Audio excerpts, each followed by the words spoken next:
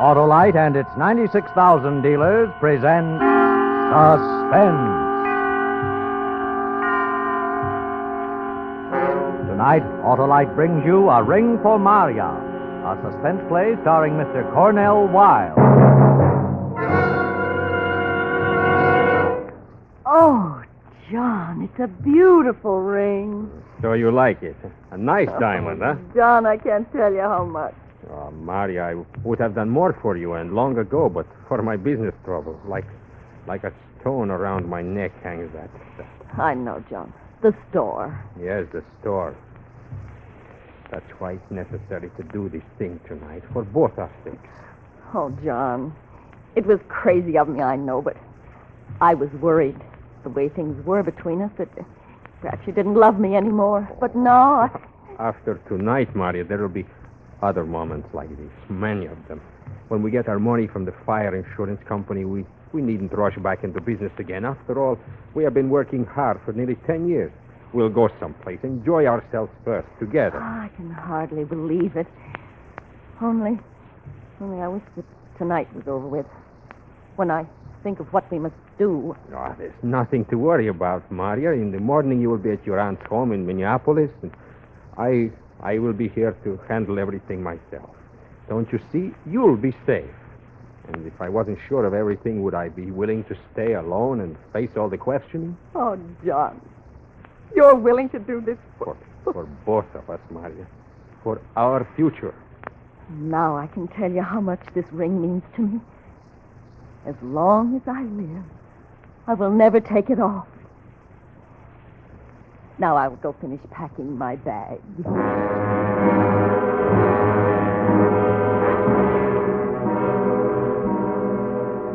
She kissed me before she went, and then I sat there on the couch and rubbed away at my mouth. She always smelled like laundry water, I thought. She was so big, older than I was. No, she had never appealed to me as the kind of woman I should have. If I hadn't been so frightened by America when I first arrived, I would never have married her at all. But Marya and the marriage settlement her father offered, he wanted her to have a nice boy from the old country, he said. Yes, Marya and the money seemed to go with this great new land. No more slaving for a living. I could start a business and this big blonde would work. But now our business at the store had gone to pieces, so burn the store. With the fire insurance money, I would have a chance for the kind of life I deserved. Oh, it was a smart touch to give her the ring. With that blinding her eyes, she'd do whatever I wanted her to do. And afterwards, there'd be no trouble divorcing her. I had tested her in quarrels. She was the kind that takes her beatings silently.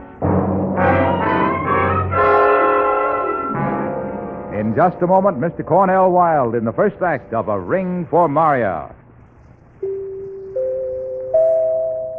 Ringing in the new year early, Harlow? Why, no, Hap. Those are only the 3 chimes. What 3 chimes? The 3 chimes a year an Autolite Stay Full battery needs water in normal car use. Harlow, you deserve life for that.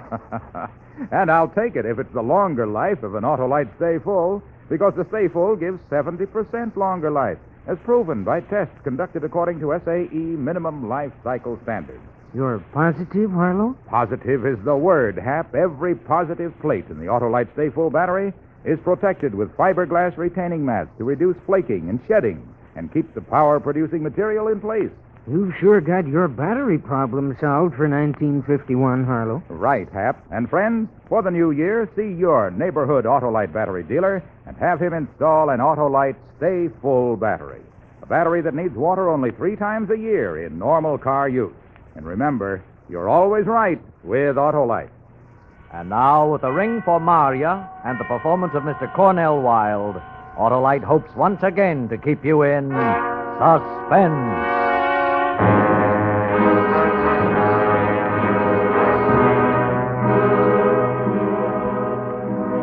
Before I left the house, I told Marya to be sure and telephone her aunt in Minneapolis that she was coming.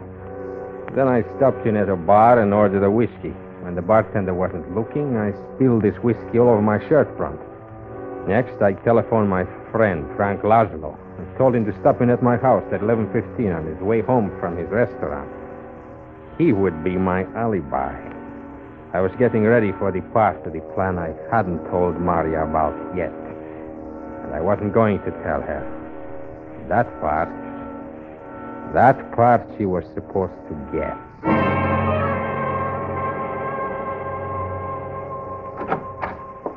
John? Oh, I'm so glad you're back. I tried not to think of it, but... John, you look... What's the matter? I can't do it. What? I can't go. I can't trust myself. I even had some drinks to get up my nerve, but... No, I've been through too much all these months worrying. You have been drinking. I can smell it. You never drink. I told you, I had to do something. I tried to pretend that I was brave, that this thing tonight, because it meant so much to us, I would go through with it, but I can't. I can't. It takes a stronger person than I am. Oh, but, John, if you mean the fire, burning the store, I'm glad we're not going. It was a terrible thing anyway. I'm glad. What are you glad about? The insurance is our only hope. Do you know what it means? Without it, we have nothing. It's the end of things, of you and me, of everything. I will have to go away alone. I couldn't go on with you knowing that I'm a failure as a man. John, it is not the end. Listen, take the store. We'll begin fresh again. No. It was the only thing. Now we shall fail. I shall just go somewhere and disappear, and you... Yes? Yes, John? What about me?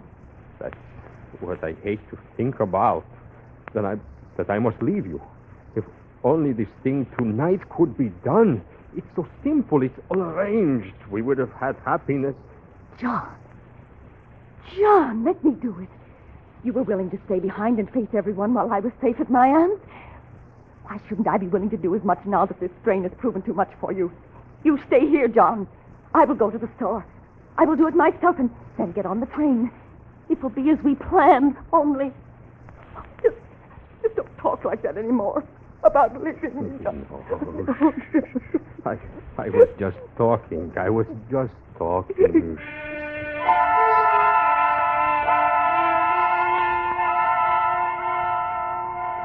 It was 11:15.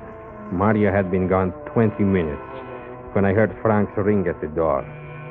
Good. I would keep him a half hour, and by then the fire should have been discovered, and someone would call me. Hello, Frank. Come in. Good evening, John. It's so nice of you to let me come so late. Does the letter mention my mother? How is she getting along? Yes, and your brother and his wife all are well. Come, sit down here. I have poured a glass of wine for each of us. Thank you. Where is Marya? Asleep? No, she went out to visit friends. At least that's what she said. You think I should suspect her, perhaps? Oh, no, John. Everyone knows how Marya feels about you. Yes, of course. Now about her. A good girl, Marya. But here, you want the letter. Here. Here it is, Frank. Go ahead, read it. I'll pour some wine.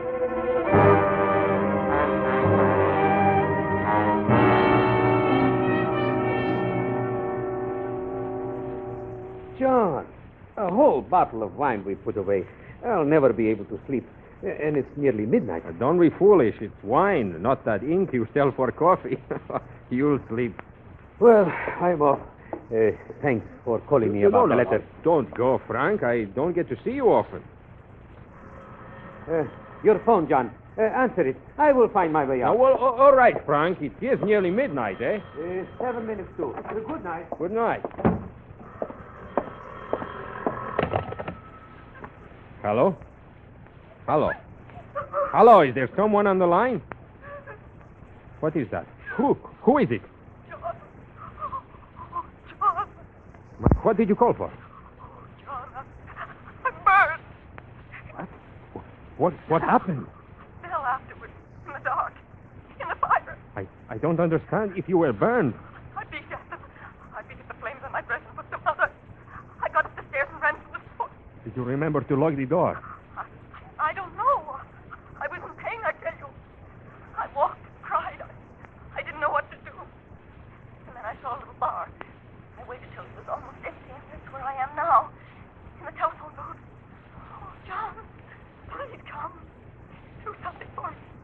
you're in a bar, the people, can they see?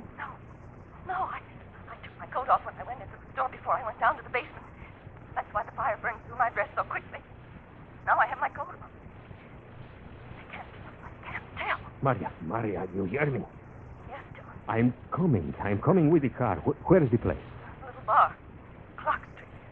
Near the railroad yard. Yes, I know. Leave the place and wait for me behind the freight loading platform where it is dark. I'll be there in 20 minutes. Don't talk to anyone. Don't let anyone see you too closely. You understand? Yes, John. Perfect.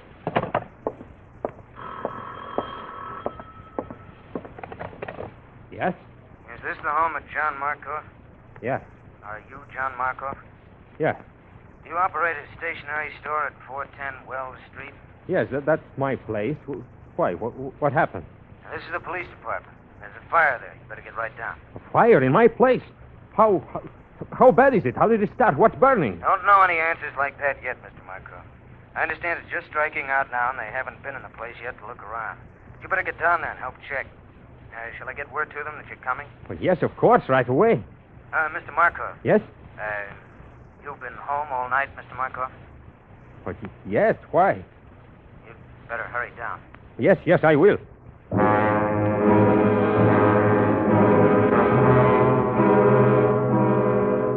Yes. But which would I go to first? To Marya, who sounded in such pain she might tell everything to the first person who found her? Or to the store, where the fire people and perhaps the police were waiting to talk to me? I wanted to go to the store, but I didn't dare. I didn't dare to leave Marya alone. It was nearly a half hour after midnight when I drove up to the alley where I told her to wait. Marya, here. Hurry. I can't, John. Get in, come on. John. A doctor. Right away, John. Marya, how badly are you burned? Are you sure it's... John. Bad. Marya, listen to me. The police have called me about the store, and they are waiting for me there. Do you understand? The police are waiting? But you will take me to a doctor first. You will. How can I, Marya? I told them I would be right down. I've lost time driving to pick you up first. It will look suspicious. Very suspicious if I'm delayed. But I must. What'll I do? Marya, I must leave you someplace in the car and go the rest away in a cab. I will get through with them as quickly as possible. And then I will be back for you. I can't wait any longer. You have to, Marya. Don't you understand what it means? You must. Promise that you will stay in the car quietly until I come. All right. All right.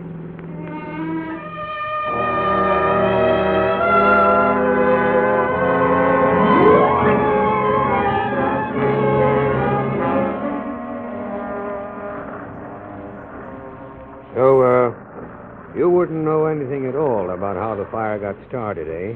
No, I would not, sir.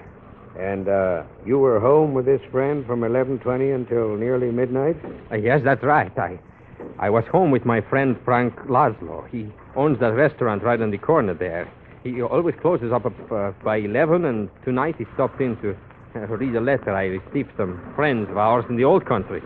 All right. We'll talk to Mr. Laszlo. In the meantime, Mr. Markov, you better drop in at the fire marshal's office in the morning at 10 o'clock.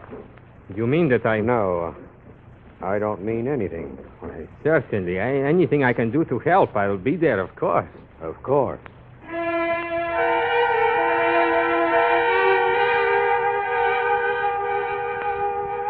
It had taken a half hour of the talking.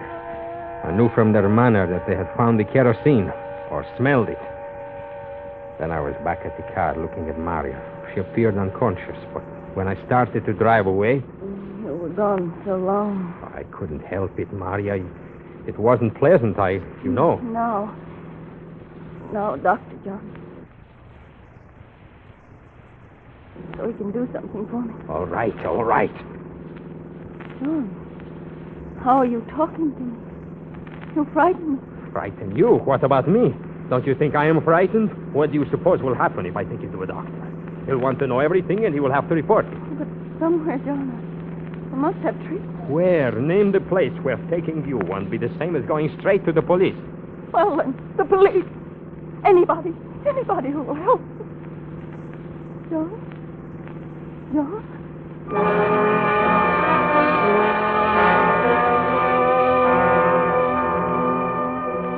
I couldn't answer her. I was trapped now, I thought. All I had to do was bring her in for help anywhere. No doctor, no hospital would treat her without reporting the case to police. And to take her home. If the police caught me bringing Marya there, if they found that she was burned and I was helping her. For hours, it seemed, I drove that night wandering, thinking, trying frantically to find some solution, while Marya stared straight ahead, not speaking.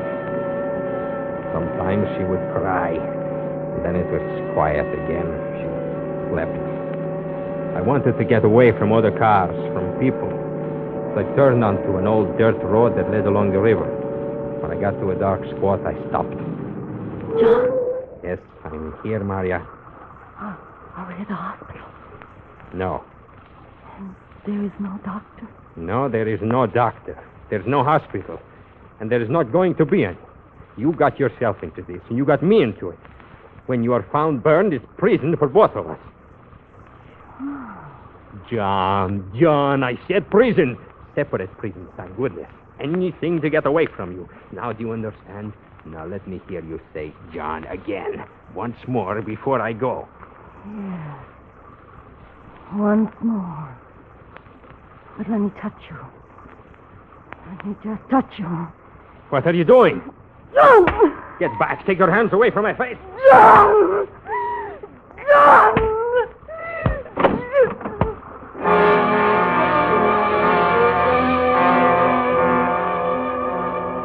Somehow, I got out of the car and away from her. It must have been with her last strength that she attacked me, because she fell back. But then when I stopped to look back, she was out of the car, standing unsteadily on the ground. I called, but she didn't hear. She turned, and I saw that she was trying to reach the river edge. She was weak, sagging under her weight, but she kept on and made it almost. At the very edge of the river, she slumped to the ground in a kneeling position. I started for her, but inside of me I felt only jelly. And then as I stood there, I saw she was doing something with her hands, as if wringing them. Then I realized she was taking off the ring, the diamond ring she had said she would keep on as long as she lived. It must have slipped from her hand because she started pawing around in the dirt. Then she got it, turned, and threw it at the car with all her strength. With the effort threw her off balance, and she slowly fell backward, like an old doll, into the water. She was gone. God.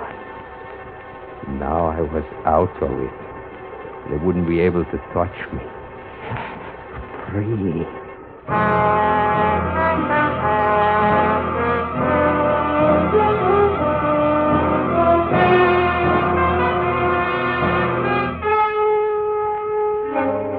Autolite is bringing you Mr. Cornel Wilde with Irene Tedrow in A Ring for Marya, tonight's production in radio's outstanding theater of thrills, Suspense.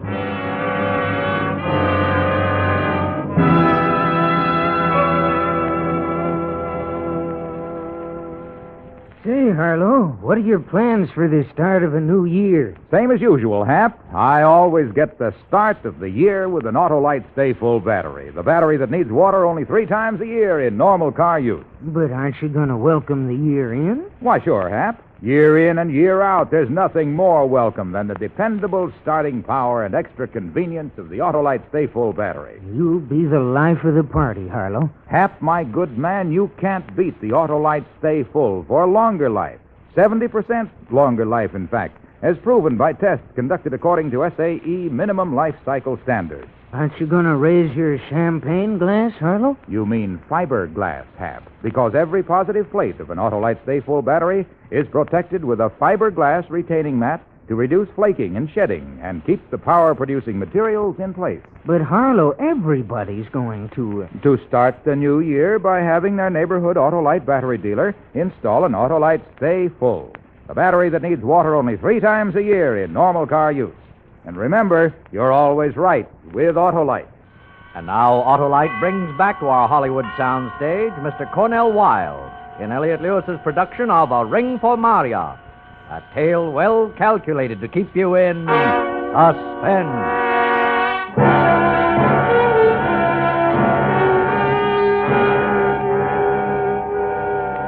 Early in the morning, I went to a police station. I had decided it would look odd when Marya's body was found if I had not reported her absence. They took her description and then... How about jewelry? Did she have any she might be wearing? Only her wedding ring and earrings, gold earrings shaped like a hoop. Nothing else? Nothing. All right, Mr. Markov. We'll call you the moment we hear anything. But I think she'll be walking in on you soon. That's our experience in these cases.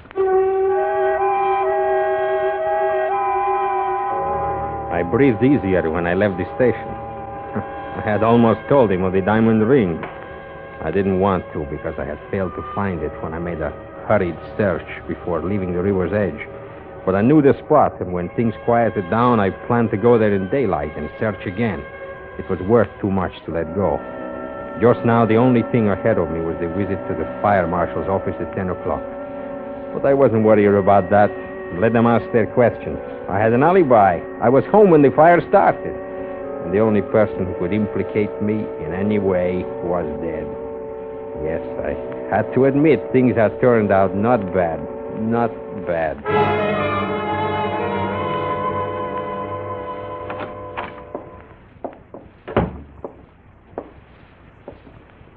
Oh, yes, sir? My name is John Markov. I'm to see the fire marshal this morning. Oh, yes, Mr. Markov. Just a moment. Mr. Markov is here, Marshal. Very well. The marshal is coming out, Mr. Markov. Morning, Mr. Markov. Have a good night. Oh, sir, I had a lot to think about. Yes, I've heard.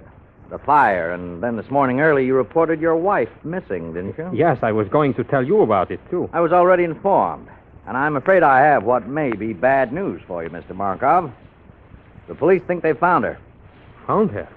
How? Where? Very unusual. You reported her as alive only last night, yet this morning, a half hour ago, her body was found floating in the river. The description tallies exactly. Floating? You mean she was drowned? Marya? I don't mean anything of the kind. Come along, Mr. Markov. Police are waiting for you to make positive identification at the morgue.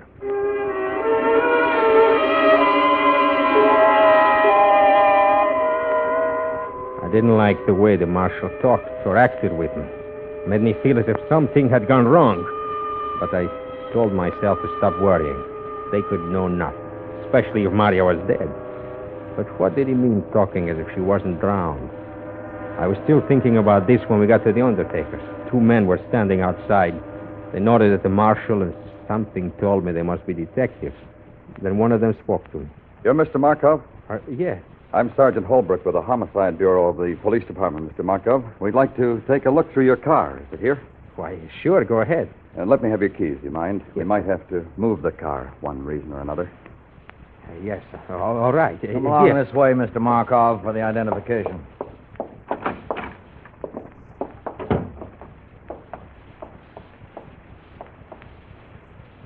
Well, Mr. Markov? It's her. It's Marya. But how? What happened? What happened was a tragedy, Mr. Markov. But do you see those marks on her body? Yes. Those marks are burns. And there was a fire in your store last night. But I don't understand.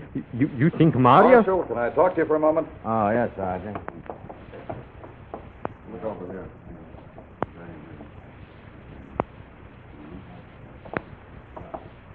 Mr. Markov, did you know your wife telephoned her aunt in Minneapolis last night and told her she was arriving for a visit there this morning? Did you or didn't you know that, Mr. Markov? You're awfully slow answering very simple questions. No, I did not know it. I see. Well, anyway, she did, Mr. Markov. You might like to know how we found out, would you? Why, yes. You see, when your wife wasn't on the morning train at 7 o'clock, her aunt got worried and telephoned your house, but got no answer. Well, I was at the police station reporting Marya's absence. That's right. At 9:30, your wife's aunt telephoned again, but this time to your place of business. Naturally, she was told the line was out of order. Now she really was worried, and that's how we found out about it. She telephoned the police. I talked to her. tell her that Marya? No, Mr. Markov. I knew a body had been found that answered the description of Mrs. Markov, but I wasn't sure yet. I'm only sure now. But Mrs. Markov's aunt told me something else. It seemed that your wife was very happy about a gift you gave her last night, and naturally, as women will, she had to talk about it. She told her aunt. You remember the gift? Oh, yes. Yes, of course. It slipped my mind in all this that has happened. The ring, you mean? The diamond ring, you mean? That's right, Mr. Markov. She was wearing that ring, wasn't she, when you last saw her? Yes, I forgot. She must have been wearing that. That's right. And she left the house before the fire, naturally, about 11, you reported. And you never saw her after that until this morning, here? No, I did not. You're sure? You're very sure of that? Yes, I'm sure. Then how is it, Mr. Markov, that when we looked at your car just now, we saw something that had been caught in the rain scupper that runs along the side of the body over the windows? And this, Mr. Markov, is what we found stuck in there along with some loose, fine gravel. This diamond ring. What of it? The coroner's physician found no water in your wife's lungs. She didn't drown. In his opinion, she died from heart failure, directly superinduced by her pain and burns. How did this terribly injured woman get to the river, miles from the scene of the fire? The diamond ring tells us the answer. She was taken there and thrown in. Thrown in by you, who watched her die, even though you might have perhaps saved her life by getting medical aid for her. But I didn't throw her in. She fell in, I tell you. She fell in. It was an accident. No, Mr. Markov. We don't talk the same language. In mine, the death of your wife was murder.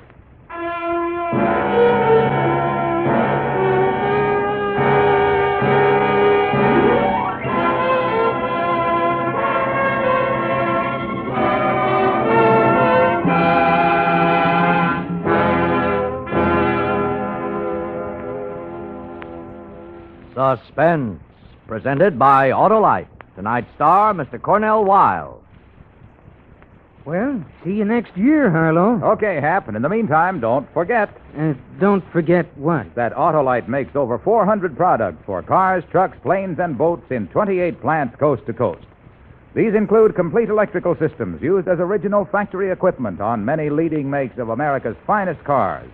Electric windshield wipers, starting motors, voltage regulators, coils, distributors, wire and cable, generators, all engineered to fit together perfectly, work together perfectly, because they're a perfect team. So, friends, don't accept electrical parts supposed to be as good. Ask for and insist on original factory parts at your neighborhood service station, car dealer, garage, or repair shop. And because all Autolite parts are original factory parts, you can be sure you're right, because you're always right with Autolite. Next week on Suspense, Mr. Mickey Rooney, as star of Alibi Me. And in weeks to come, you will hear such famous stars as Ginger Rogers, Eve Arden, and Ezio Pinza, all appearing in tales well calculated to keep you in suspense. Suspense is produced and directed by Elliott Lewis, with music composed by Lucien Morawek and conducted by Lud Gluskin. A Ring for Marya was written for Suspense by Louis Pollock. Cornel Wilde is next to be seen in the new RKO Technicolor production, Sons of the Musketeers. And remember, next week on Suspense, Mr. Mickey Rooney in Alibi Me.